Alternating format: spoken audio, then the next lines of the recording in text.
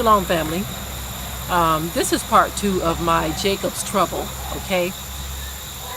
I'm sure that you can go on and on and on with a series such as this because every single day we are seeing something heinous, okay? And again, we know, for those of you who like to say, well, we're under the curses, we know this, okay?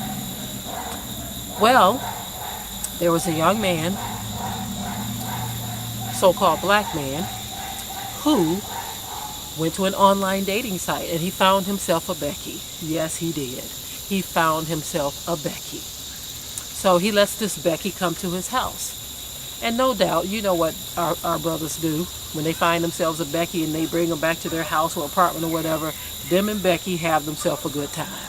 That's what it's all about. They want themselves a Becky because that forbidden fruit was just too tempting to them. Some of our brothers have the spirit of Eve on them. Okay? It's not that it was tempting to Adam. Adam took of the fruit because of his wife, right? But some of our brothers are taking of the fruit because they want to. You see, ain't no Eve there egging them on. Right? And so anyway, this Becky shows up. They do whatever they're going to do when people come together from an online date. Okay?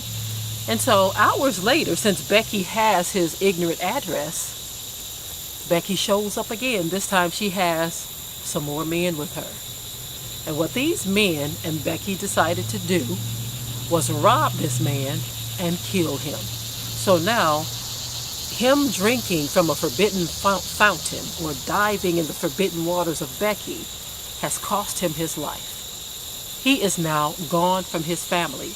In which, yes, he did have a family. He had young children. It's not clear if he had a woman in his life, okay? Because just because you have children don't mean that you are attached to the mother. But that could have been the case too. I don't know. I don't recall that even being mentioned. They only talked about his children. But even with that, whether there was a woman or not, the fact that you had children, to have this type of loose relationship with someone that you meet online is dangerous, period. I don't care what color you are. But in this case, the judgment of the Most High played out, poured out, and it is what it is.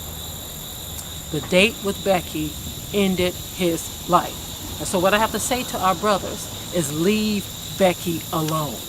I know you have this thing in your mind to where you want to say that that's not what the Bible meant, that that's a lie. You want to say that you can marry whoever you want, be with whoever you want.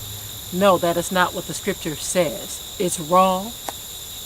And the Most High says, because the men of Judah have dealt treacherously against him, he's going to deal treacherously against them.